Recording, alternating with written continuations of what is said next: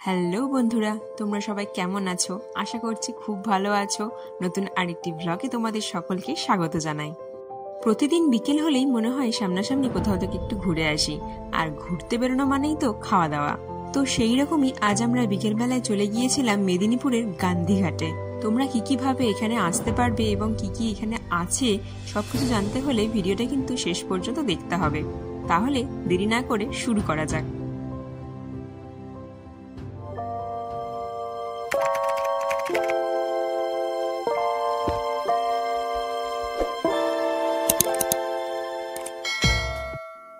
পরন্ত বিকেল, আর আমরাও বেরিয়ে পড়েছি গান্ধীঘাটের উদ্দেশ্যে একটা টোটো ভাড়া করে।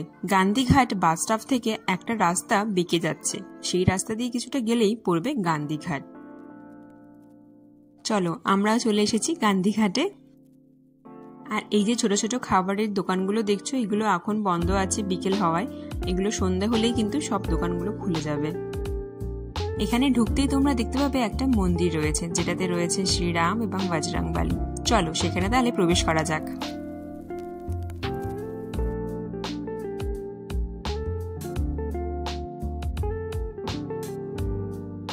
মন্দির এখন বন্ধ রয়েছে, তাই আমরা বাইরে থেকেই দর্শন করলাম।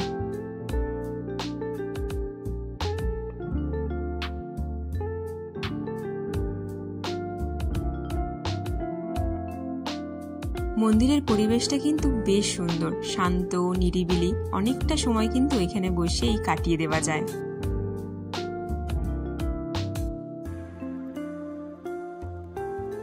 আর এই দিকে দেখো, পশ্চিম আকাশে সূর্য অস্ত যাচ্ছে। কি সুন্দর লাগছে আকাশটা, তাই না? তোমরা যদি মেদিনীপুর স্টেশন হয়ে আসো তাহলে যে কোনো টোটো ধরলেই তোমাদেরকে এখানে পৌঁছে দেবে।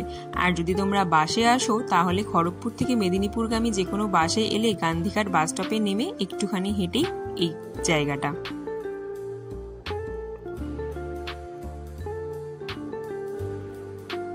সন্ধে হতেই সব আলো একে একে জ্বলে উঠেছে, আর মানুষের ভিড়ও কিন্তু আস্তে আস্তে বাড়তে থাকছে। আর এই জায়গাটাতে লেখা রয়েছে আই লাভ মেদিনীপুর, যেখানে কিন্তু মানুষ দাঁড়িয়ে ফটো তোলে, সেলফি তোলে। এটা একটা সেলফি জোন বলা যেতে পারে। আর তার পাশেই একটা ছোট্ট পার্কের মতো রয়েছে, এখানে সিটিং অ্যারেঞ্জমেন্টও রয়েছে। আজকের দিনটা হলো 12ই এপ্রিল। তোমরা হয়তো অনেকেই জানো আজ পিঙ্ক মুন দেখা যাবে। দেখো চাঁদটা কত সুন্দর লাগছে। আর তার পাশেই একটা বড় খোলা জায়গা রয়েছে, এইখানে গঙ্গা আরতি হয়। সব দিন না হলেও বেশ কিছু স্পেশাল দিনগুলোতেই গঙ্গা আরতি হয়ে থাকে। আর এই জায়গাটার পাশেই একটা বাঁধানো ঘাট রয়েছে। গান্ধীঘাট লাগোয়া একটা গভর্নমেন্টের বিল্ডিং তৈরি হচ্ছে।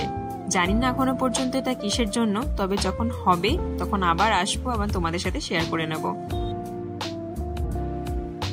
অনেকক্ষণ হলে এসেছি, সবারই খিদে পেয়ে গেছে।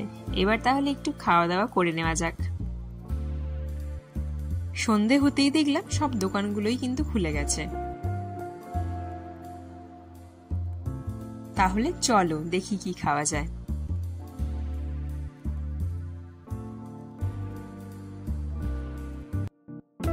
প্রথমেই যেটা চোখে পড়লো চায়ের দোকান। আর মাটির ভাঁড় দেখলে চা খাওয়া থেকে আমি নিজেকে একদমই আটকে রাখতে পারি না। এই চাটা নিয়েছিল 10 টাকা। এর পাশেই রয়েছে ফুচকার দোকান। যদিও আমি খাইনি, কিন্তু বাড়ির বাকিরা খেয়েছে। 10 টাকায় 6টা ফুচকা। আর ঠিক তার উল্টো দিকে রয়েছে মোমোর দোকান। স্টিম মোমো 5 পিস 30 টাকা, আর ফ্রাই মোমো 5 পিস 50 টাকা। গরম গরম মোমো আর সাথে নদীর ঠান্ডা হাওয়া, অসাধারণ অনুভূতি। আর সব শেষে খেয়ে নিলাম লস্যি, যেটার দাম ছিল 30 টাকা।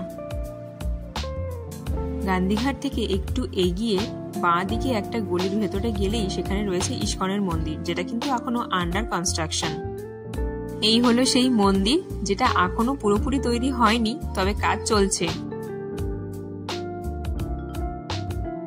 সারাটা সন্ধে ঘোরাফেরা, খাওয়া দাওয়া করে বেশ ভালোই কাটলো। এবার তাহলে বাড়ি ফেরার পালা। তোমাদের যদি এই ব্লগটি ভালো লেগে থাকে তাহলে কিন্তু অবশ্যই একটা লাইক এন্ড কমেন্ট করো, আর চ্যানেলটিকে সাবস্ক্রাইব করে দিও। দেখা হচ্ছে পরের একটি ব্লগে। টাটা।